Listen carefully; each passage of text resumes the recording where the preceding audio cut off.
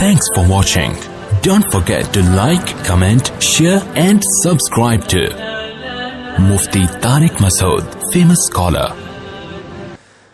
تو یعقوب علیہ السلام جو بچیوں کے والد تھے انہوں نے کہا کہ دو کوالٹی، صحت اچھی ہونی چاہیے اور امانت. اللہ کا خوف ہوگا تو بیوی کا حق بھی ادا کرے گا. اللہ کا خوف ہوگا تو یہی دو چیزیں تو چاہیے. بچیاں کہہ رہی ہیں اس کو اجرت پہ ملازم رکھ لیں. باپ نے فوراً کہا انی ارید ان انکحک احدی ابنتی ہاتین، ان دو میں سے ایک کا نکاح میں آپ سے کرنا چاہتا ہوں. بولو بھائی، شرط یہ کہ 10 سال بکریاں چراؤ. صحیح ہے نا؟ اس زمانے میں یہ مہر رکھنا جائز تھا، آج جائز نہیں ہے. شرط کیا ہے کہ 10 سال بکریاں چرائے تاکہ میری بھی ضرورت پوری ہو جائے. ٹھیک ہے نا؟ ہمارے گھر کی بھی ضرورت پوری ہو جائے اور آپ کو بھی بیوی مل جائے گی.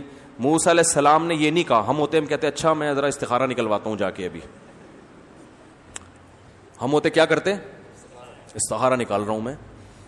پھر استخارے 3 دن تک استخارے نکال کے پھر کوئی نیلا آتا، کوئی پیلا آتا، کوئی گلابی آتا. وہ پریشان ہوتے، فون کرتے یار یہ پتہ نہیں، کنفیوز ہوں استخارے کے بارے میں. یا موسیٰ علیہ السلام نے یہ بھی نہیں کہا ایکچولی ابھی تو میری جاب لگی ہے،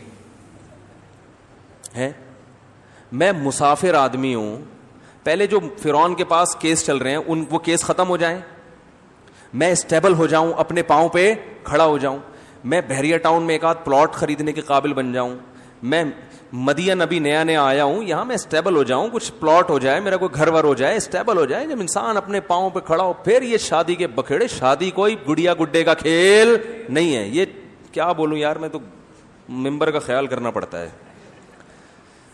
چماٹ مارنے کا دل کرتا ہے رکھ کے. یہ جو بڈھے ہو رہے ہیں نا، شادی نہیں کر رہے، اسٹیبل ہوتے ہیں، وہ بھائی جان روٹی کھانے کا سب سے بہترین ٹائم ہے جب بھوک لگے. جب جوان ہوتا ہے نا اس وقت نکاح کی خواہش ہوتی ہے. اسٹیبل ہونے کے چکر میں خواہش ہی ختم کر دی تو چھوڑ دو، اب اسٹیبل ہی ہو، اب شادی نہیں کرو. 40 سال میں شادی کر رہے ہو، کم بخت تمہارے رہ کتنے گئے تمہارے؟ اور 40 سال تک تم حرام خوری کرتے رہے ہو. جو کیا بولوں میں یار، ابھی اس حرام کے جو تمہیں چسکے لگے ہیں نا، اب وہ شادی کے بعد چھوٹنے والے نہیں ہیں. ہاں اب نہیں چھوٹیں گے وہ. اب وہ حرام میں زیادہ مزہ آئے گا. بیوی تو ایک فارمیلٹی کے لیے تم نے رکھی ہوئی ہے، چلو یار بیوی ہے ٹھیک ہے، ایک عدد اچھے لوگوں کی نشانی ہے، وائف بھی ہوتی ہے ان کی، ایک آدھ بچہ بھی ہوتا ہے.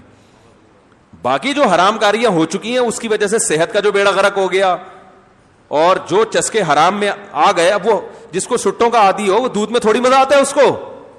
ارے جس کو ہیروئن پینے میں اور چرس میں اور سگریٹ کے مزے آ گئے اس کو آپ شہد چاٹا کرو نہار منہ. وہ کہے گا یار یہ کیا حکیموں کی باتیں بتا رہے ہیں میرے کو. شہد کی جو لذت ہے وہ ان کی ہے جن کو گٹکوں کی عادت نہ پڑی ہو، اس کو مزہ آئے گا. شہد میں اللہ نے لذت رکھی ہے. تو نکاح کی لذت بھی انہی کو ہوتی ہے جن کو یہ حرام کاریوں کی عادت نہیں پڑی ہوتی. تو بہرحال اگر کسی کو پڑ گئی توبہ کر لے بھائی، اللہ قبول کرنے والے. لیکن جو نقصان ہونا تھا وہ تو ہو گیا نا. تو ہم ہوتے ہیں موسیٰ علیہ السلام کی جگہ، ہم کہتے ہیں ایکچولی ابھی تو استخارہ نکالنا ہے اور نکاح کو شادی کو گڑی گڈوں کا نکاح تو بہت بڑی کیا ہے، بہت بڑی اتنی بڑی ہے کہ بس کیٹو پہاڑ اس کے سامنے چھوٹا ہے. بولنے یہ ڈائلاگ ہیں، ہلکا کر کے پیش کرو گے تو ہلکا ہو جائے گا نکاح. او بھائی نکاح کیا ہے یار، وہ مرد کو عورت چاہیے، عورت کو مرد چاہیے. اس کے دل میں بھی تڑپ ہے، آپ کے دل میں بھی تڑپ ہے. 2 گواہ لاؤ، ایجاب و قبول کرو بھائی، چلو ساتھ رہنا چھو، حلال ہو گیا معاملہ. وہ بھی پہلے بھی تو روٹی کھا ہی رہی تھی نا، ابا کھلا رہے تھے، اب تم کھلاؤ اس کو، ختم ہو گئی بات. پہلے ان کا خرچہ ہو رہا تھا، اب کس کا ہے؟ تمہارا. مہنگائی کے دور میں بڑا مشکل ہے بھائی. مہنگائی کے دور میں ابا کھلا رہا تھا، بوڑھے پہ خرچہ ڈالنا یہ مہنگائی کے دور میں زیادہ مسئلہ ہے. جوان پہ خرچہ ڈالنا آسان، اس کی تو بھی کمانے کی عمر شروع ہوئی ہے، اس پہ خرچہ ڈالو. باپ پہ نہیں ڈالو، باپ کا مفاد بھی نہیں ہے بیٹی سے، کوئی فائدہ بھی نہیں ہے. بوڑھے پہ خرچہ ڈالا ہوا ہے. مہنگائی کے دور میں اس بوڑھے کا خیال نہیں ہے کہ مہنگائی بہت ہے، شادی باتیں کرتا رہتا ہے بیٹھ کے. مہنگائی بہت ہے تو بچیوں کا خرچہ باپ سے ہٹاؤ نا، پھر جوان آدمی پہ ڈالو اس کا خرچہ. مہنگائی میں تو یہ زیادہ ضروری ہے کہ جوان پہ خرچہ ڈالا جائے. بوڑھے کو بولو اب آپ آرام کرو زندگی، اب داماد آپ کی خدمت کرے گا. سب فضول قسم کی ٹوپی ڈرامے جو لبرل لوگ ہیں نا انہوں نے پھیلائے ہوئے ہیں سارے فضول. تو موسیٰ علیہ السلام اور یہ ہمارے روحانی ٹوپی ڈراموں نے استخارے کے نام پہ جو مذاق بنایا ہوا ہے، یہ وہ استخارہ ہے ہی نہیں جو حدیث میں آتا ہے. حدیث والا استخارہ بالکل ایک الگ چیز ہے. تو موسیٰ علیہ السلام نے یہ بھی نہیں کہا گڑیا گڈوں کا کھیل تو نہیں ہے یہ، ایکچولی ابھی تو میں اسٹیبل، ابھی میں یہاں آیا ہوں اور یہ مسائل اور یہ وہ. بھائی جاب مل گئی، ٹھکانہ مل گیا. جیسے ہی انہوں نے پیشکش کی ہے نا کہ میں چاہتا ہوں ان دو میں سے ایک کا نکاح آپ سے کروں، 8 سال بکریاں چرانی ہیں، 10 کر دو تو غریبی آپ کی طرف سے. موسیٰ علیہ السلام نے فوراً ہاتھ بڑھایا، ذالک بینی و بینک، میرا اور آپ کا وعدہ پکا، خط ڈن ہے. کیونکہ لڑکیوں کی تحقیق بھی پہلے ہو چکی تھی نا کہ بھائی شرم والی حیا والی لڑکیاں ہیں، خاندانی ہیں. بھائی بیوی کا یہ پتہ چل جائے بھائی لڑکی کیا ہے، اچھے خاندان سے بلونگ کرتی. وہ اندازہ ہو گیا تھا کہ بھائی چلتی بھی حیا سے آئی، دور کھڑی بھی ہیں، ابا کی خدمت بھی کر رہی ہیں. بڑھاپے میں ابا کو اولڈ ہوم میں جمع نہیں کرایا کہ ابا آپ خام خام کی ٹینشن، ہمیں آپ کی وجہ سے پانی بھر کے لانا پڑتا ہے، چلو آپ عیدی سینٹر میں. کچھ بھی نہیں کیا، گھر میں ابا کو بھی پال رہی ہے، ذمہ دار گھر داری والی ہیں. یہی تو چاہیے بھائی.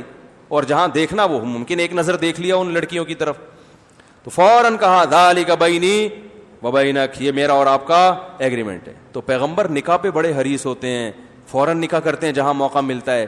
اسی وجہ سے جو معذرت کے ساتھ سلیمان علیہ السلام نے، میں یہ تو نہیں بتاؤں گا کتنی شادیاں کی، بہت زیادہ کی تھی. بھی چھوڑو اس کو، خواتین بھی بیان سن رہی ہیں پھر بولیں گے آگے اپنے ٹاپک پر.